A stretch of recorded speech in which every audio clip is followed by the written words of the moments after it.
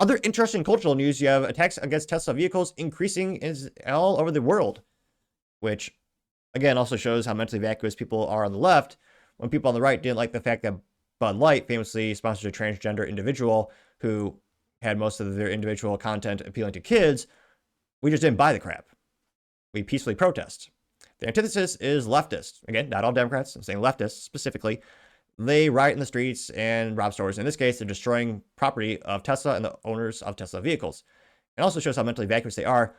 Tesla has probably more cameras on the vehicle than a small business, which is good to capture all that data. And thankfully, the Department of Justice is actually prosecuting them, and some are on trial with up to a 20-year sentence, which I say throw the book at them, make an example, so people realize you actually have consequences for these bad actions. Now, this is first brought to our attention thanks to Eric Schmitt, in which he says, quote, the Tesla attacks are getting worse. Arson, Molotov cocktails, bouts of gunfire. This isn't new. The left used the violence for a political tool for decades. Hashtag true, the George Floyd Summer of Love riots. $2 billion of property damage, multiple people dead, and Democrats basically let them off the hook. And in fact, Tim Walz and Kamala Harris paid to bail him out of jail in Minnesota. Again, in a state I refuse to pronounce properly, just as an additional slight to them. And he says, quote, only one thing can stop this, in the words of Pat Buchanan. Force rooted in justice and backed by moral courage. And here you can see, geez Louise, these things are total beyond all belief. There you see one of the Tesla sedans where it's been burnt to a crisp. You have a Tesla lot where you have multiple. I mean, again, this is also extremely unsafe for anyone around them because of how inherently dangerous lithium-ion batteries are. There's a reason, and they have all these YouTube videos where if you crush a traditional nickel NiCad battery or nickel cadmium or traditional lead acid battery, it just squishes. I mean, lithium-ion batteries explode. So I mean, that's one of the reasons these are exploding left and right.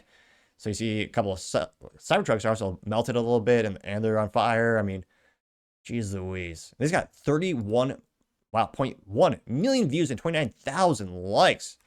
Now, going down to his thread, he continues his commentary by saying, quote, since January 6, 2021, we've been fed the round-the-clock hysteria about domestic terrorism from the right. This is what the kids are called gaslighting. True. The truth is, since the 1960s, political violence has been overwhelmingly a product of the left. Reminiscent, remember the history class, the Weather Underground?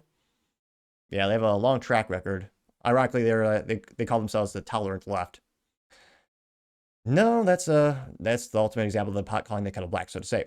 Eric continues saying, quote, make no mistake, this isn't just a few fringe radicals. Sure, there's the ones who are out there tossing Molotov cocktails in the streets, but the entire institutional left, from the media to the education system to the Democrat Party itself, includes clues to encourage, justify, and excuse it. True. A lot of the word on the street protests, or rather the word on the street interviews, they go to these people, and when they say, are you concerned this is getting violent? I mean, people, they're literally pushing, hitting other people. They're causing these businesses, billions of dollars damage. And they always say, this is a leftist, oh yeah, you have to respect the diversity of approaches. Diversity of tactics is what they say, which should horrify most folks. Now, he also says, quote, in 1971, speak of the devil, great minds think alike. In 1971, the Weather Underground, a far-right terrorist group, actually bombed the Capitol building, planted an explosive device in a ground floor bathroom. In 1983, another left-wing militant group called the Armed Resistance Unit detonated a bomb outside the Senate chamber. In 18 days from 1971 to 1972, we had 2,500 domestic bombings, more than 5 a day. Or these days, just an average day in Detroit. Nevertheless, but most Americans don't remember this. Why? Because the left controls the schools. True. The press, the whole system of organized culture. So it's been erased from our popular memory. Yep. He continues saying, quote, we've seen the same thing about the Tesla attacks today. Most respectable voices on the left won't go so far as to endorse the violence, of course, but they'll distract, equivalent, and soft pedal it. Yep, like that douchebag Jimmy Kimmel when he had that lame coy smile, which coy is a good word for Scrabble, but nevertheless, he said, oh yeah, please don't bomb the Teslas. And gives that, affirming look to the screen. Yeah. And he says, here's a textbook example of how it works, which, I'm sorry, I should put a visual disclaimer or an audio disclaimer. You may very well decrease your IQ points by watching this clip with CNN, but maybe it should be mildly entertaining nevertheless. Like if you are attacking Teslas or dealerships, going beyond vandalism, that could be an act of domestic terrorism. But I do want to ask about this as resistance. Is this what resistance should look like? So Trump thinks that if you try to kill cops to overthrow the government and change an election, that's not domestic terrorism, but somehow having a protest in front of a Tesla dealership is. The bottom line with Trump is freedom and liberties belong to people who agree with him, and that's it. That's his view of America. That's not a view that people who believe in our Constitution share.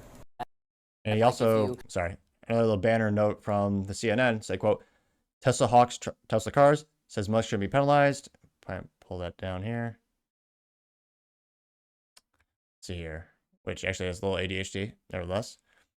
A couple more comments from Mr. Eric Schmitt. He also says, oh, they'll walk right up to the line, but always just enough plausible deniability.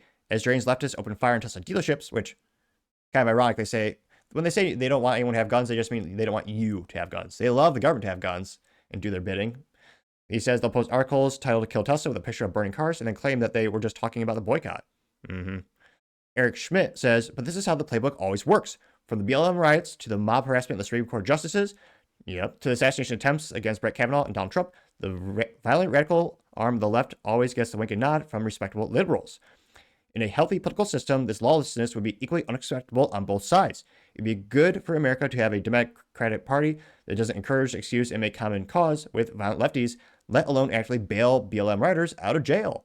And here's a nice screenshot from Kamala Harris from 2020, in which she said, quote, if we're able to chip into the hashtag Minnesota Freedom Fund to help post bail for those protesting the grounds of Minnesota, which, again, peaceful protesters don't get arrested, I'd argue, a majority of the time. And when it does happen, obviously, police get sued and they get compensated appropriately. Yeah, those weren't the people getting arrested. Yeah, remember when they actually firebombed a building in a police station in Minnesota and the guy got a slap on the wrist because he was a radical leftist? Last note from Eric, he says, quote, but that's not what we have. So we must respond with this new era of political violence with the full force of the law. The decade-long practice of calling leftists terrorists has been a disaster for our country. It taught the left that the tactics work. True. I 110% agree with him. One of the first comments comes from Paul Zupa, says, quote, life sentences will help getting 65 likes, which, yeah, it would. You also have B. Paul says, Democrats have weaponized politics. There's a screenshot of some Antifa, some BLM protesters, Hamas protesters. It says Democrat Party militia is getting 794 likes. And Pomeroy, I think that's how I pronounce her name, Pomeroy. She says, quote, Democrats used to burn crosses in the yards of blacks to intimidate them. Now the Democrats are burning Teslas in the owners' yards for the same reason. Nothing has changed about the Democrat Party in over a century. The tactics are still the same. Getting 521 likes. Well, taxes have gone up. That's not a tactic, but nevertheless. Savannah says, quote, we have a serious problem. There are Democrat members of Congress openly calling for this domestic terrorism and violence. While seemingly no one is going to say anything about it, she's making videos about it. They have Representative Jasmine Crockett says, quote, Representative Jasmine Crockett urges activists to, quote, quote, take down Tesla and Elon for her birthday. She's actively encouraging more arson shootings and vandalism at Tesla dealerships. Getting 647 likes. Ex-Citizen Journal says they always have the violent ones. It's the meme of the girl who's, smiling at the house on fire. And it says, Democrats don't get their way. Democrat response, getting 293 likes, which, again, I would argue that's radical leftist. Not all Democrats are like that. Still, there's a concerningly high growing percentage. I would admit that. RK Gold, a little disappointed. It's not gold bars, a profile picture, but nevertheless, it says, quote, I know that the FBI is on the case, but we're going to need to see very public investigations, perp walks, quick convictions, and harsh prison sentences. These types of attacks on Tesla or any other organization cannot be tolerated for a minute. Getting 306, let's make it 307 likes. Yep. Let's see. I don't see any contrarian statements here. Now, don't get me wrong. Obviously, there's millions of people who are happy that, Tesla's being attacked like this and people are having their personal property destroyed. They don't realize their insurance rate is going to go up because of it. But nevertheless, those people aren't exactly using logic to their favor. So, thankfully, again, earlier this week, we found the Department of Justice is going after these malicious actors actively. Again, up to a 20-year prison sentence. We'll see how it actually, that's what they're pushing for. We'll see if that's their option, actually. I should clarify. We'll see if it actually comes to fruition when it comes to the court. But yeah, I think enough is enough. Can't keep tolerating all this radical violence, and hopefully puts an end to it. But as I always say, time should tell. And let me know your thoughts and comments because I'd be fascinated to hear what you have to say. Thank you, everyone, for taking the time to tune in today. Again, trying to get to 5,000 subscribers by the end of the month. So if you can click that button, I greatly appreciate it. Also, give me a thumbs up, thumbs down, or comment. It's a great way to give me some additional feedback, letting me know how I can make the show better and better. Lastly, don't forget to take time to tell your family, tell your friends, tell your coworkers, heck, tell your enemies, tell anyone and everyone. Just stay safe and fight the good fight.